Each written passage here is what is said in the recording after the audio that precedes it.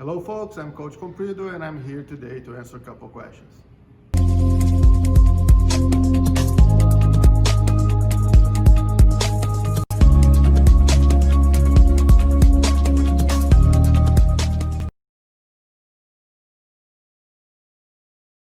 Okay, so collar belts have stripes.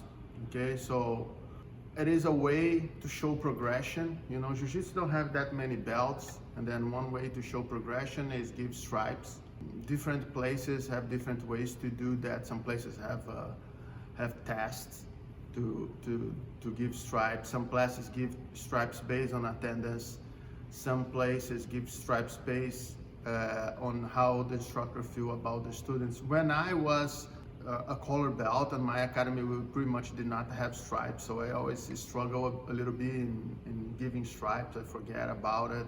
I don't develop a stronger sense to give stripes, but we do that in the academy now. We take notes and then we try to do, you know, like on the, especially for the kids, is normally around four stripes per year, you know. So if you start at age 4 following the IBJJF rules, every year you could change your belt, and then when you're 16 years old, you can get your blue belt, of course, if you're attending to the classes. On the black belt, they're not called stripes, they're called degrees.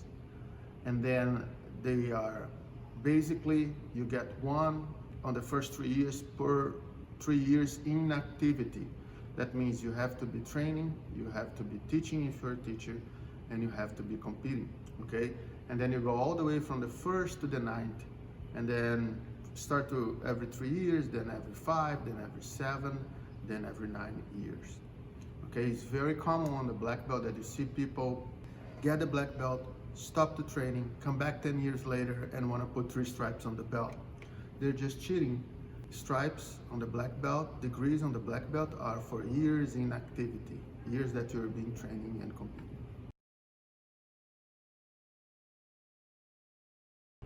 I believe I did not have opportunity to compete as white belt, but I think is really important. I'm a big fan of competition. I think that makes you a much stronger person. You know, you learn how to take actions, you know, fast actions, and I do believe if you have the opportunity to compete, you should go. Obviously, if your coach thinks you are prepared. If you're in your first week of Jiu-Jitsu, you try to go to a competition, this is not going to do nothing for you. But if you're already training for several months, and then your coach feels that you're prepared for, go, try, you know, do your first tournament.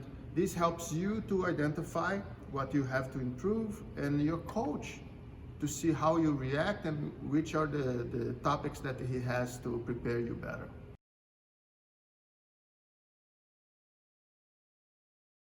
No, instructors, not necessarily have to be black belt, you know.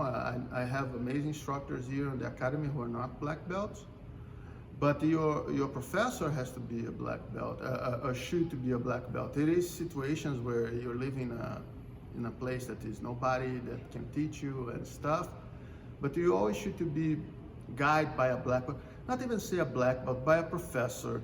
You know, because there's a huge difference between somebody who achieved the rank of a black belt and somebody who has as a profession teaching Jiu-Jitsu. You know, and these, a lot of times people confuse those two things. It's not because you're a black belt that you are a teacher, you know? Just because you play basketball doesn't mean that you are a coach of basketball. You know, you do not go to NBA just because you play basketball and be a coach. And then the same thing in Jiu-Jitsu. So it's very common that you see people referring to black belts as professor, but professor is somebody who prepared to become a teacher and know how to instruct, understand the ways that the information should be passed, and understand that you have to protect your student, understand the progression of the techniques, you know. And then another thing, what annoys me profoundly is when people call me master, or when I see somebody call somebody else master. And I do understand in some countries, master just means professor, but that's not the case in Jiu-Jitsu. You know, master is a rank that you achieve after many, many years of practice you know? So we are just teachers, okay? It's a huge mistake to call a black belt a master. He's not your master, he's just a teacher, you know? When he reached the level of being a master, when he hit his 7th degree, then he become a master. Until then, he's a coach, teacher, or a professor.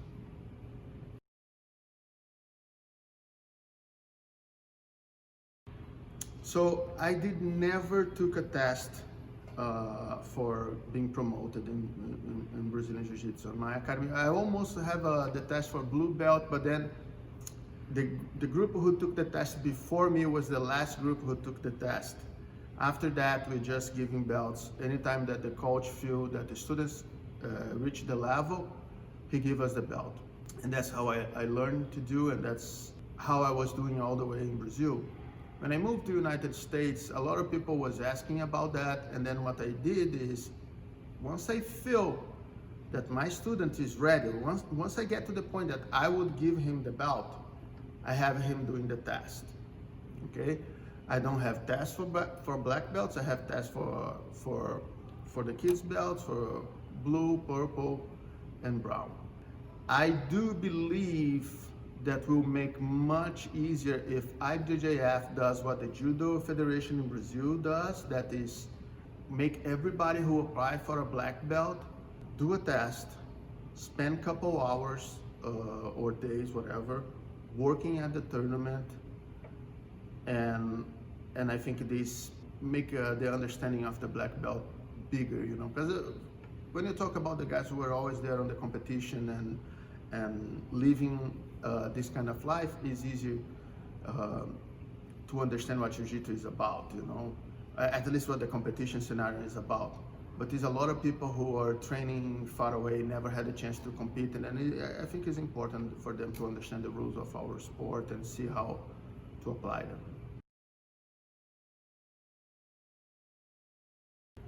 Dude, when you spar, you should always try, it's a basic spar, okay? It's try to have fun, okay? You go there to have fun. You're not there to kill or to be killed.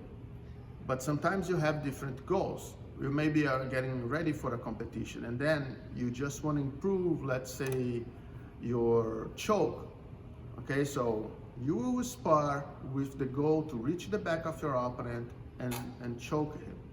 You will not care about anything else. That would be your goal, because that's what you want to improve. Once you manage to get into that position all the time, you will tell your opponent what you're trying to do with him. Say, hey dude, man, I'm gonna just try to get to your back. And then you start to make this a little bit harder to yourself, you know? Or you want to improve your guard, so you pull guard every single time. You know, when I was a white belt, blue belt, I was actually very good passing guard, and my guard was terrible, right? So what I was doing every single training is I was starting to be headbutt my training partner. I was holding him and sitting and trying a hook sweep right away. First 2 seconds I was trying a hook sweep. So if I finish the hook sweep, I start to passing guard. That's something that I was already good, so I keep training that. If I miss the hook sweep, I was forced to play guard. And I was not waste 2-3 minutes pushing my opponent back and forth. And that's the way that I develop my guard, is because I started doing that. So always try to have fun. If you have something that you want to improve, try to put yourself on that position. Please like, subscribe, send a kiss to my mom, hug to my dad. See you guys soon.